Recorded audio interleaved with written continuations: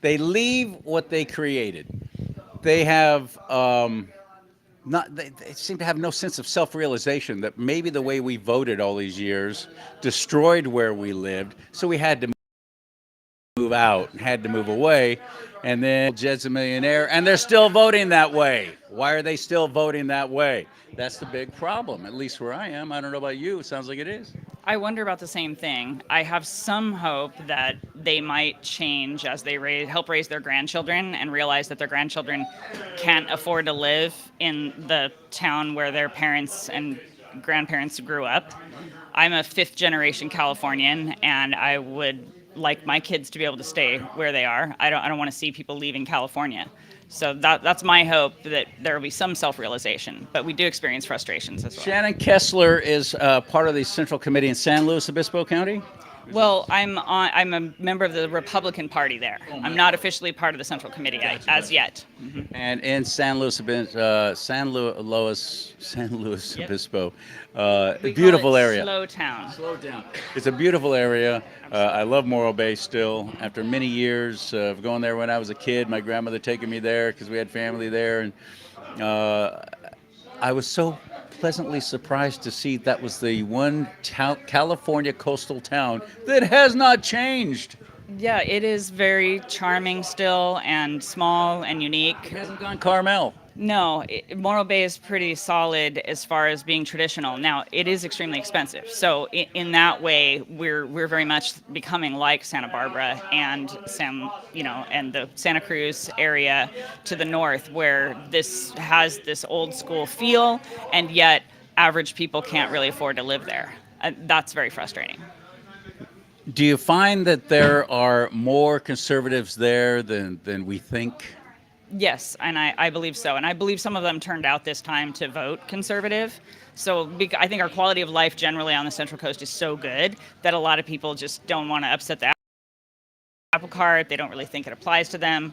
For Trump did rise as well in SLO County.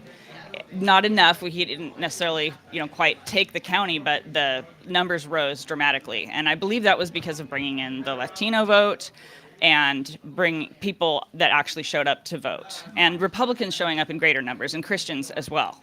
So, and I'm part of an organization that encourages Christians to become engaged in their community by running for office, by encouraging voter registration.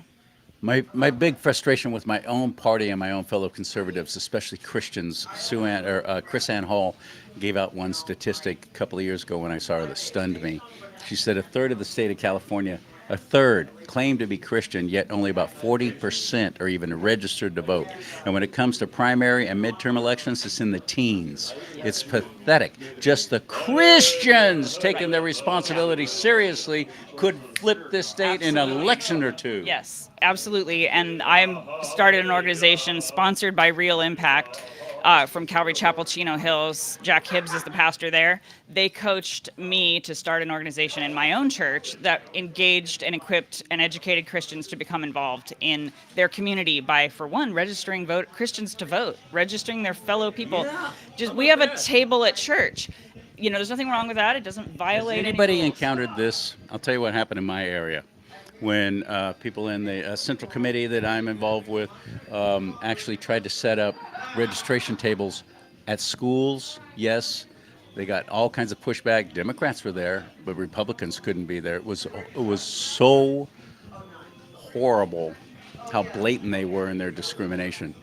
But the worst part was they tried to set up just a table outside not inside the church building, but outside, so when people coming out, they could register them as Republicans to vote.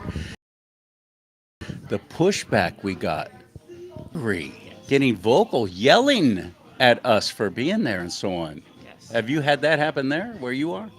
We've had people promise to protest us for doing that. We got At some church? pushback. Yeah, at church.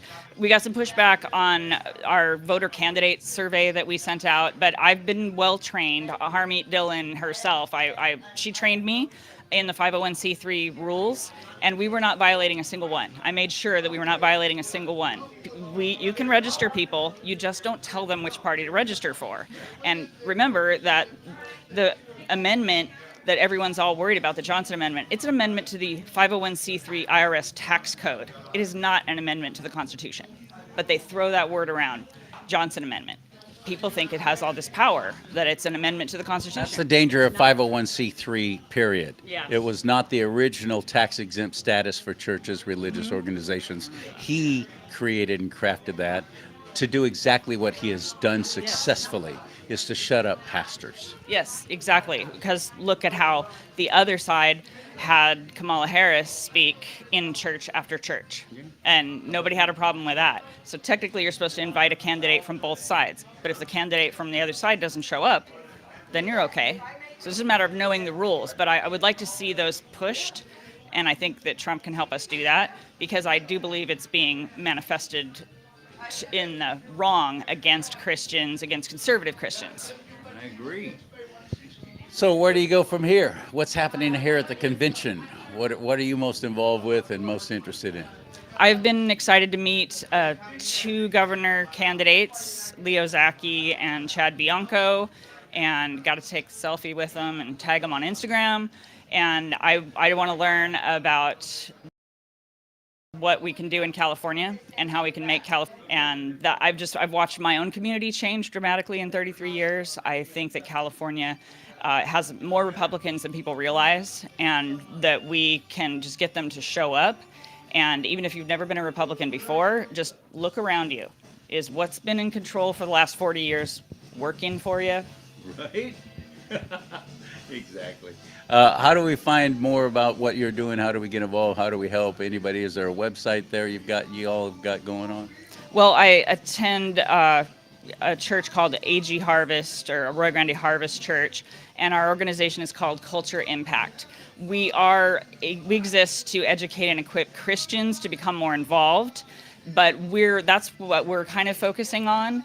I personally am a real estate broker on the Central Coast. My name is Shannon Kessler, but we're just kind of getting this going now, this Culture Impact. We're modeled after Real Impact from Jack Hibbs Church in Calvary Chapel, Chino Hills. So we're trying to encourage the churches to do more of that. And you have a website? I have an email. You can find me on Instagram, Shannon Kessler, and you can email us at cultureimpact@agharvest.org. And that we're helping churches to do this. I would also direct people to Real Impact with Calvary Chapel, Chino Hills, because they will coach you to start this kind of organization at your church. I think that's fantastic. Yeah.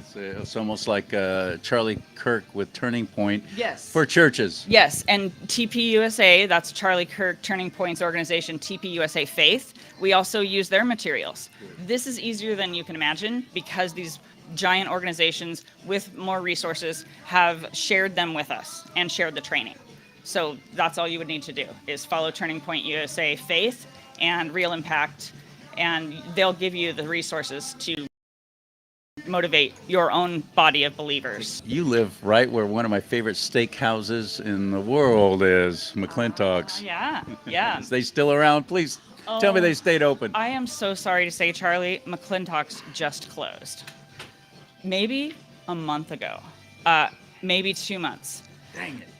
I believe they just went the way of so many businesses, and they're an extremely well-liked, popular business, but small enough that I think they just really felt the regulations. COVID the shutdowns, too. regulations and COVID and minimum wage raises. So yes, I personally used to work at McClintock's. California strikes again. Yeah. There's an iconic institution. The building's still there, and I pray it doesn't stay empty, because there it is in Pismo, right on the highway, and if it stays empty for long, that doesn't look good.